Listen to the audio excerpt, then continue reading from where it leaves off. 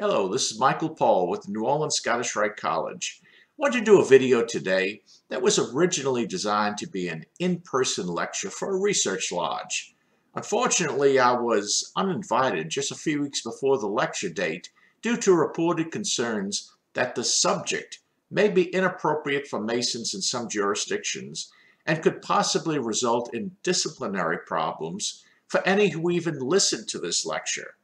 This has placed me somewhat between a rock and a hard place, as I have been requested to do this lecture in video format so that any who are not affected by any such threat could watch the lecture.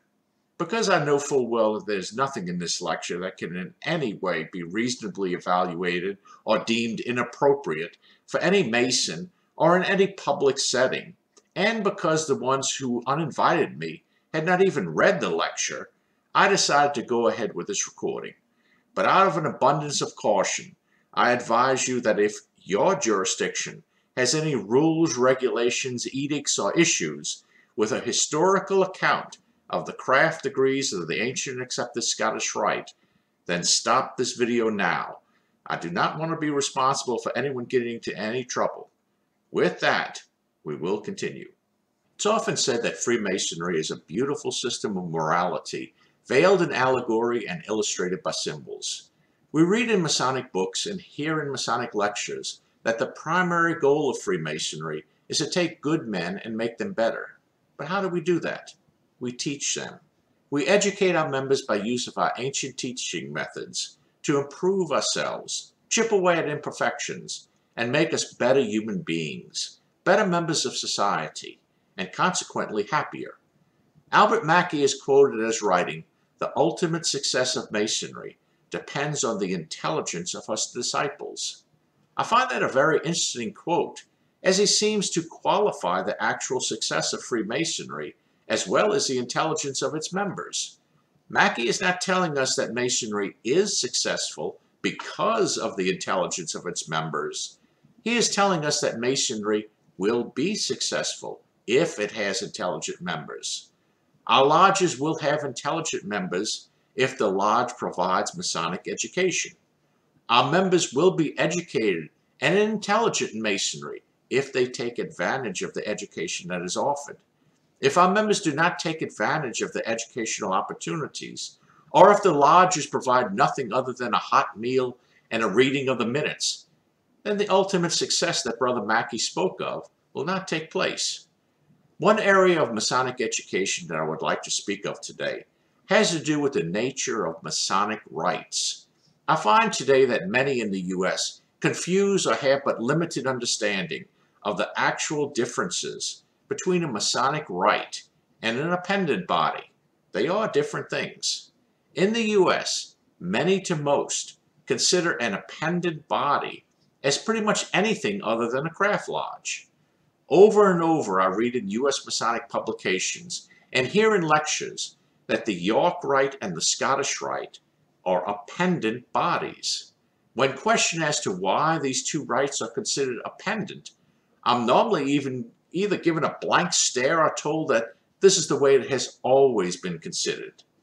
Of course, organizations such as the Shrine, the Grotto, the Eastern Star, and many other like organizations are also considered appendant bodies. With these organizations, I completely agree with how they are identified. But let me explain why I do not consider the York Rite and the Scottish Rite as appended bodies. Both the York Rite and the Scottish Rite are Masonic rites or systems of Freemasonry.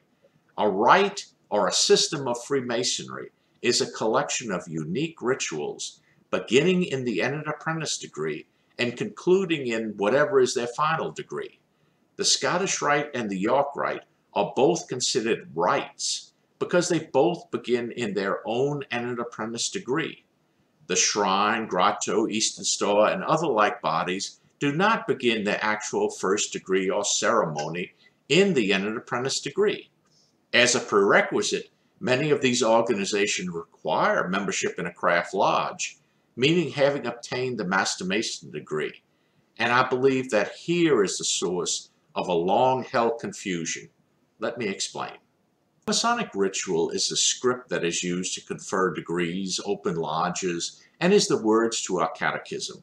While a Masonic craft ritual is normally viewed as one that will contain the Haramic legend, the actual words and actions of the ritual or script can change quite a bit depending on who is the author or editor of that ritual. While the three craft degrees are similar to each other and follow a logical storyline, they can be quite different than other rituals of the same degrees. These differences can be looked at as the different rites of Freemasonry. You can think of it as different ways of telling the same story. When speculative Freemasonry was taken from England to France in its very early days, a language problem existed. It was necessary to translate the early English rituals into French if there was going to be any hope of successfully spreading Freemasonry in France. It would seem that when this translation was done, some consideration for the French culture was given. When we compare the early English rituals to the early French rituals, it is very easy to see that the French rituals are more theatrical in nature. The French rituals also spent more time on symbolism than do the English rituals. I believe that this has much to do with the two cultures, and the differences in the rituals were reflections of those differences in those two cultures. We can trace quite a number of different rituals or rites existing in the world today from both the early English rituals and the early French rituals. But for the point of this study, we will confine ourselves to the rituals that exist in the United States today. If we look at Freemasonry that existed in what would become the United States of America just after the American Revolution, we can see some interesting developments. Most all of Freemasonry that existed in what would become the United States came from either England, Ireland, or Scotland. While variations of these rituals existed, they would all seem to have come from the same English source. The early Freemasons in the young United States began reorganizing Freemasonry here to suit their likes. Some thought was given to having one Grand Lodge for the entire country, but that seemed that in the final plan, their idea was to mirror the example of the organization of the new government, meaning more consideration for the states. With that, it was felt that one Grand Lodge per state was the best choice. In the years that followed, Freemasonry in the young United States began refining its nature and defining what it wanted out of each Grand Lodge. The general consensus was that each Grand Lodge should be as near as possible a copy of the other. Each would be sovereign and independent, yet very similar in the craft lodge experience to the other Grand Lodges. There was a desire for there to be one Grand Lodge per state, one language per Grand Lodge, and that would be English, and one ritual for each Grand Lodge.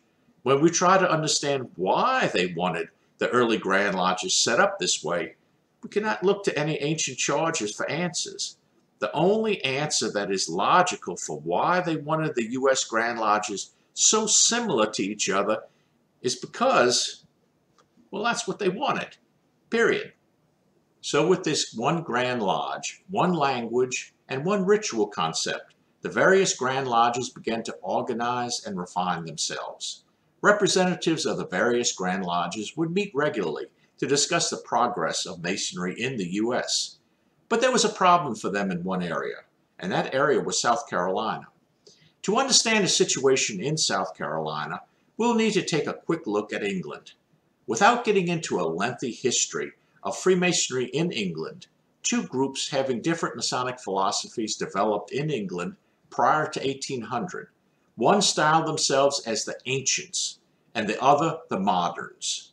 The two Grand Lodges in England were, to say the least, unfriendly towards each other. But they did end up settling their differences, and in 1813 merged into what we have today as the United Grand Lodge of England. In South Carolina, just prior to 1800, there were also two Grand Lodges in that state, each representing one of the two styles of Freemasonry in England.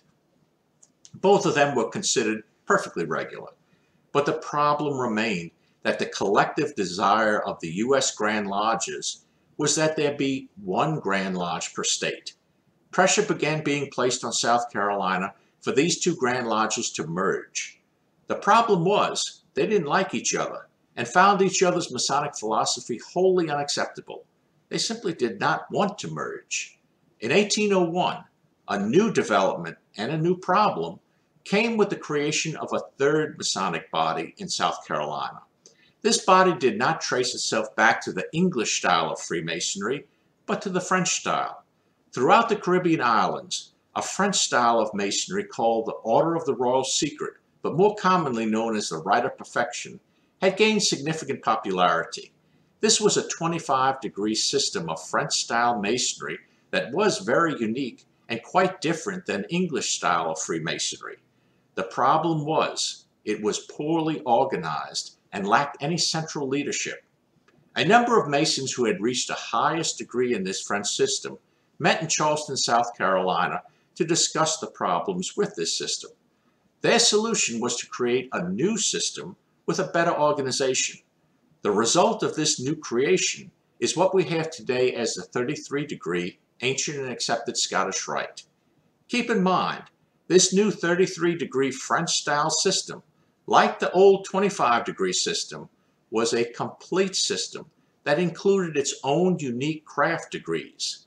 The two oldest and most popular rituals of the old 25-degree system in the U.S. are the Franken manuscript and the Monseigneur rituals.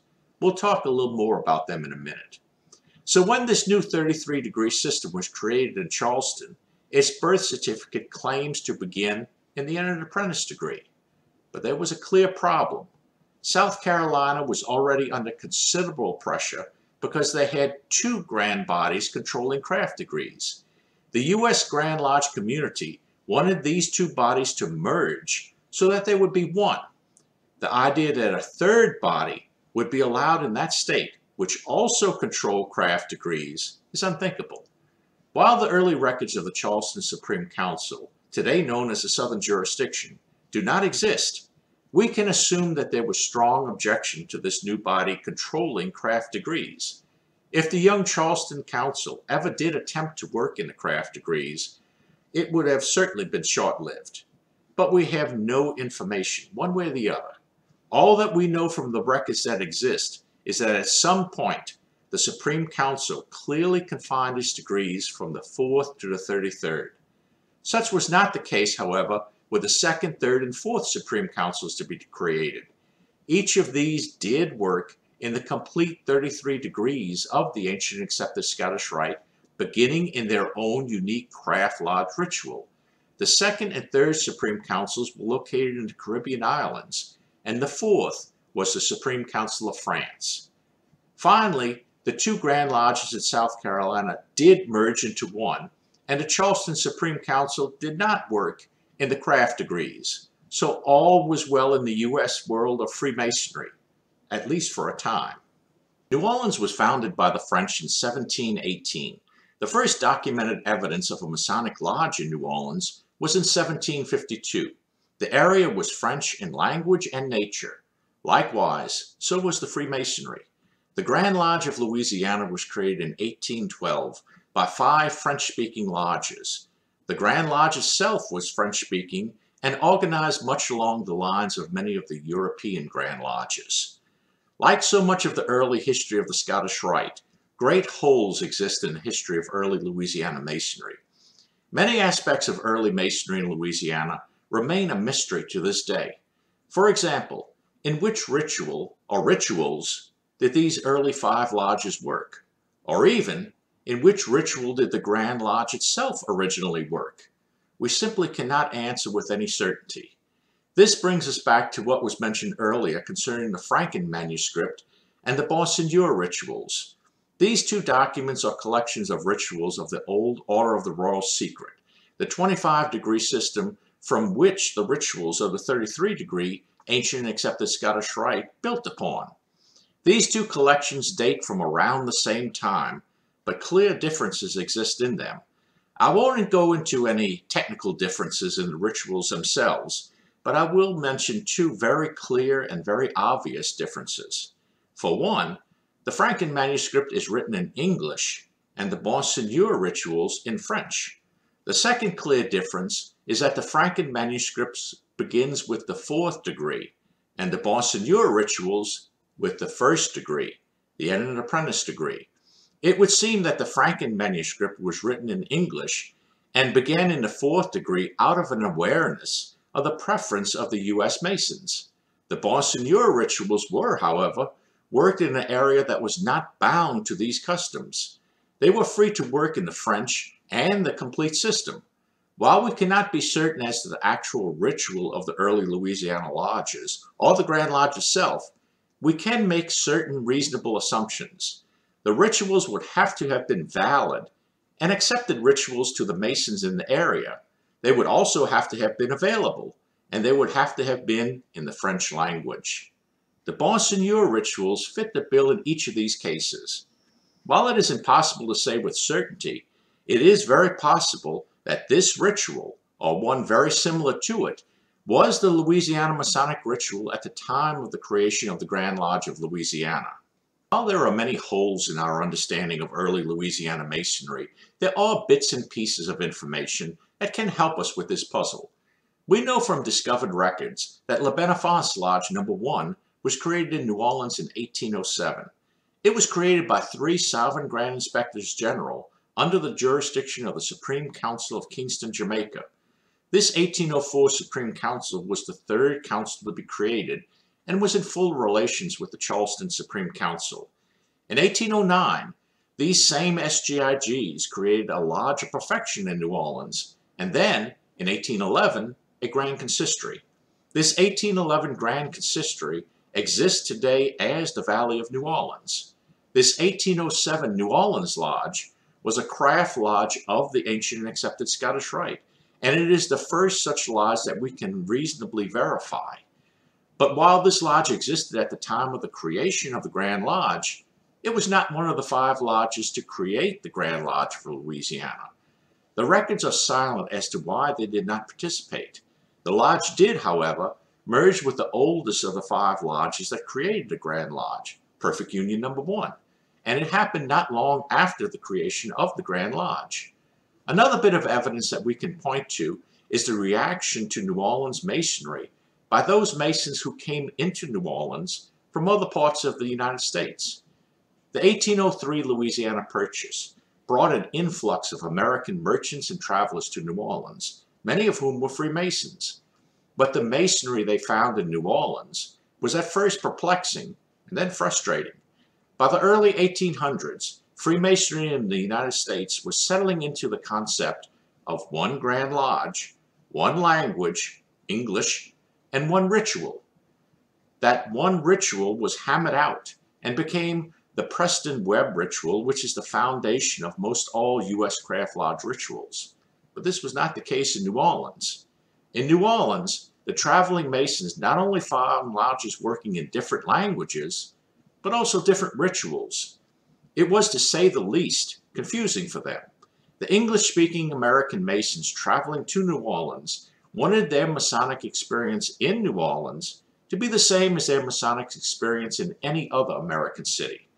For the New Orleans lodges, and even the Grand Lodge, they saw the demands of the English-speaking American Masons to be at the least rude and bordering on un-Masonic. It was an impasse. The Masonry that was being practiced in New Orleans was the same style of Masonry that had always been practiced there. In addition, it was the same Masonry that was being practiced in Europe. The friction between the two groups turned into open hostility, and the Grand Lodge's position of allowing the lodges to work whatever ritual they chose was coming under strong attack. By the early 1830s, the Grand Lodge realized that it needed to do something in regard to the rituals being worked by the New Orleans area lodges. The Grand Lodge needed to take charge. The solution of the Grand Lodge was to create a governing body within the Grand Lodge for the supervision of the rituals worked by the lodges. They named this new body the Chamber of Rites. The Chamber of Rites was composed of 3 committees, or chambers, one for each of the rites that were approved to be worked in the lodges. Individuals proven to be proficient in the York Rite, Scottish Rite, and French or Modern Rite rituals were placed in their respective chambers to supervise the rituals of these lodges. The Grand Lodge saw this as a responsible solution to the problem, and they were satisfied.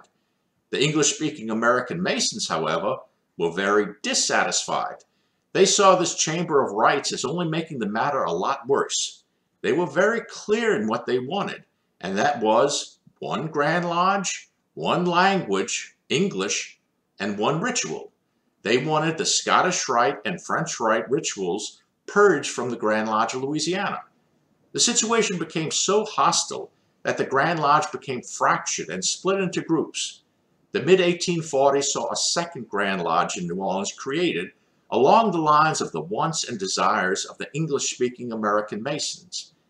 The events that followed are extremely complex, unpleasant, and lengthy. For this lecture, it is enough to say that extremely unfortunate times were faced by Louisiana Masonry. For the next 40 to 50 years, and in some cases longer, extremely bitter feelings were felt on all sides of the issue. The French Rite ritual was either driven out or merged in with aspects of the Scottish Rite ritual.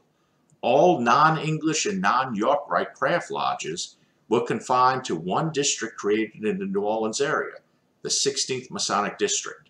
Today, the 16th Masonic District of the Grand Lodge of Louisiana is composed of 10 lodges working in the ancient and accepted Scottish Rite craft rituals. Certainly the Grand Lodge of Louisiana has the largest number of lodges working in this ritual of any U.S. Grand Lodge, but it's not alone. The Grand Lodges of New York, California, and Hawaii also have verified Scottish Rite Craft Lodge rituals. Outside of the United States, the Scottish Rite Craft Lodge ritual is one of the most popular rituals of well-recognized Grand Lodges in Central America, South America, and Europe. So why is the Scottish Rite Craft ritual so rare and in some cases outlawed by some U.S. Grand Lodges? The ritual is profoundly rich and symbolic. It does nothing but add beauty and deep meaning to our teachings. I believe that in many cases, the real answer has been forgotten or twisted with time. I believe that one answer is just because. Another answer is long-held disapproval for reasons long forgotten. Yet another answer is that some consider the Scottish Rite craft ritual to be irregular. It should be pointed out that the common Masonic practice is to find Masonic bodies either regular or irregular, not rituals. But in the end, I believe the heart of the problem is far simpler. I believe that in the very early days of Masonry in our country, a decision was made to do something. It was a decision that we should all be the same. Everything and everyone who was the same was good. Everything and everyone who was different was bad. It's as simple as that. Of course, the problem is we are not all the same. To go back to Brother Mackey's comment quoted at the beginning of this video, it may seem that our intelligence as well as our success will be determined by how much we know. In the case of the first 3 degrees of the ancient and accepted Scottish Rite, it may seem that we need to know more. It's one thing to prefer one flavor of ice cream over another.